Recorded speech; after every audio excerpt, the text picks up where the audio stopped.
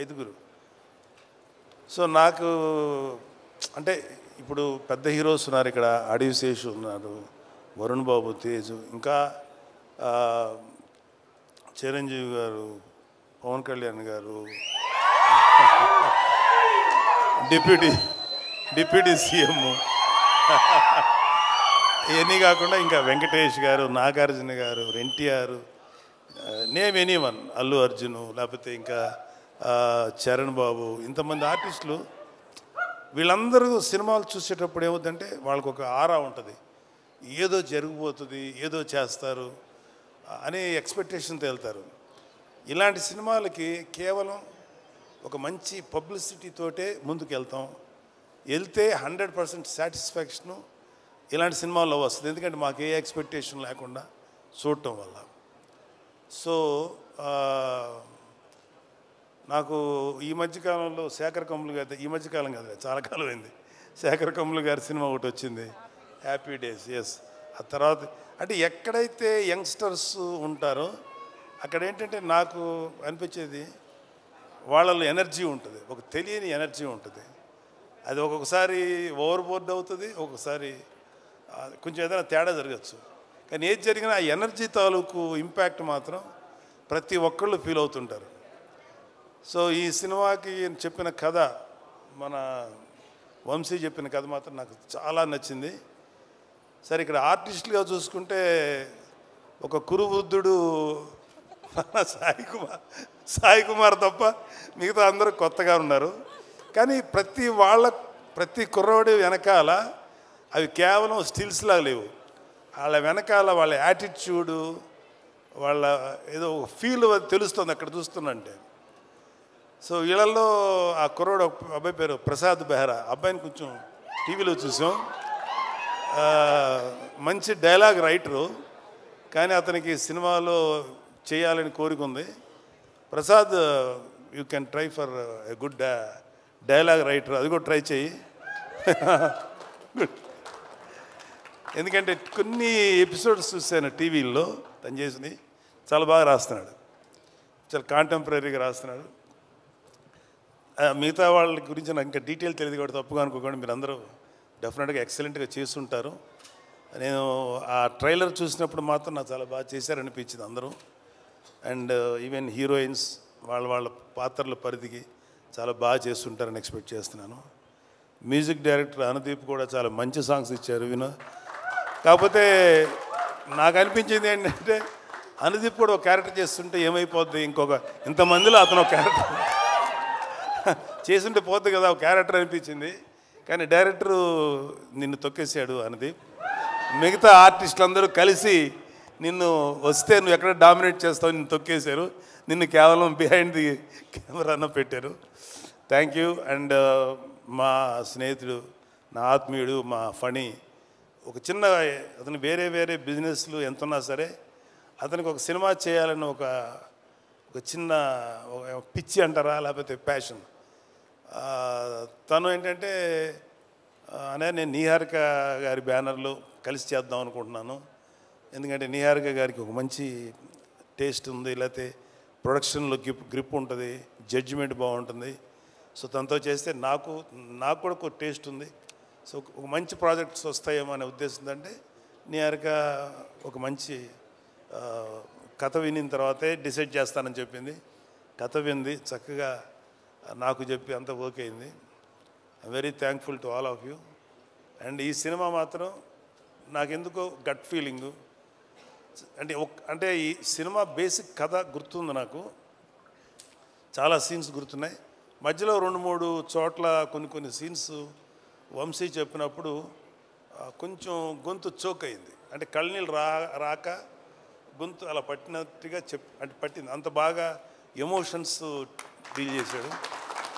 ఇంకా సినిమా గురించి చాలా చెప్పి సినిమాని చెడగొట్టడం నాకు ఇష్టం లేదు. కాకపోతే ఈ సినిమాలో ఒక ఫినిషింగ్ టచ్ మాత్రం మీకు ఎక్కడో ఎవరినో ఒక ప్రముఖ నాయకుడిని చూసిన ఫీలింగ్ అయితే వస్తుంది. అతను అది ఇప్పుడు నాయకుడు కాదు, ఎలక్షన్స్కి ముందు యుద్ధం చేసినటువంటి ఒక నాయకుడు మీకు గుర్తొస్తారు. అంతవరకు చెప్పలేదు. Thank you. And I'm very happy and I'm proud of my daughter. Of course మా అబ్బాయిని చూసి కూడా గర్వపడుతున్నది వేరే సంగతి. మా అబ్బాయినే కాదు, మా మేనలుడు, ఇంక్లూడింగ్ అక్కడ అడివిశేష్ ఉన్నాడు. అడివిశేష్ కళ్యాణబాబు గారిది పంజాలు యాక్ట్ చేసినప్పుడు అడివిశేష్ మీద కోపం వచ్చేంత విలన్ క్యారెక్టర్ చేశాడు. ఎవడరా బాబు ఇంత దుర్మార్గుల్లో ఉన్నాడు అనిపించింది. కానీ అతని ఇంటెన్స్ యాక్టింగ్ చూసి అమ్మాయి ఆ కోపం వచ్చిందంటే అర్థం ఏంటి, అతను అంత ఇంటెన్సిటీ అనిపించింది. ఆ తర్వాత అతను హీరోగా మారి వండర్ఫుల్ ఫిలిమ్స్ చేశారు. ఒకటే చెప్తున్నాను ఇవాళ ఇంకొక చిన్న విషయం. సుమా, కెన్ ఐ స్పీక్ సార్? మాకు మాట్లాడితే మమ్మల్ని మెగా ఫ్యామిలీ, వీళ్ళు తప్ప ఇంకెవరు ఉండరు అనేటువంటి అలా కొంతమంది ఫ్యామిలీస్ మీద ఈ పనికి మాలిన మాటలు మాట్లాడే ఎదవలు చాలామంది చూస్తారు. మాకు అలాంటి ఫీలింగ్ లేదు. సినిమా ఇండస్ట్రీ మా అబ్బ సొత్తు కాదు, మా నాన్న సామ్రాజ్యం కాదు, మా తాత సామ్రాజ్యం కాదు. అలాగే మన అక్కినేని గారి ఫ్యామిలీయో నందమూరి ఫ్యామిలీ సామ్రాజ్యం, అది అందరిది ఇది. సో ఇవాళ అడివిశేషు గారు లేకపోతే ఎంతోమంది యంగ్స్టర్స్ ఫిల్మీ ఫ్యామిలీకి సంబంధం లేకుండా దే ప్రూవ్డ్. వాళ్ళకి ఎవరు అడ్డం వచ్చారు? వాళ్ళ టాలెంట్స్ వాళ్ళు పైకి వచ్చారు. ఏమో ఇప్పుడు ఈ కుర్రాళ్ళల్లో ఎవరు ఏ రేంజ్కి వెళ్తారో ఎవరు ఊహించను కూడా ఊహించలేరు. ఏమో ఎంత గొప్పగా వెళ్తారు. ఎందుకంటే ఇవాళ ఒక సినిమాలే కాదు, ఎన్నో ఓటీటీ ప్లాట్ఫామ్స్ ఉన్నాయి. వాటిలో దేంట్లో వచ్చినా అద్భుతమైన పేరు వస్తుంది. సో ప్రతి వాళ్ళు ఫస్ట్ ఏంటంటే ఒక మంచి కంటెంట్ ఉన్న సినిమాకి, కథ ఉన్న సినిమాకి ట్రై చేయండి.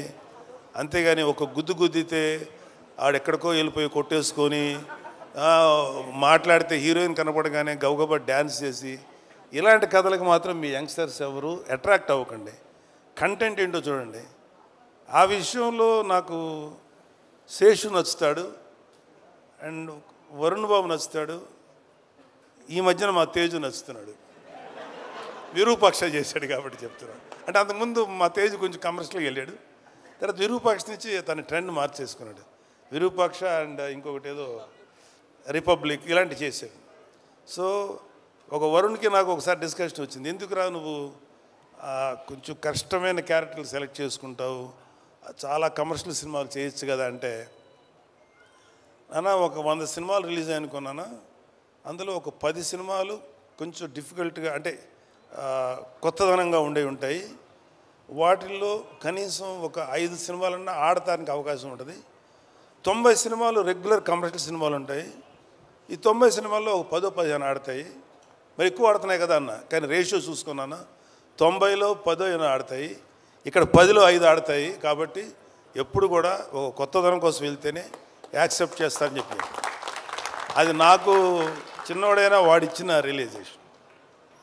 అలాగే నిహారిక అంటే కొంచెం సెల్ఫ్ వేసుకోవాలి కదా నా పిల్లల గురించి, తప్పదు.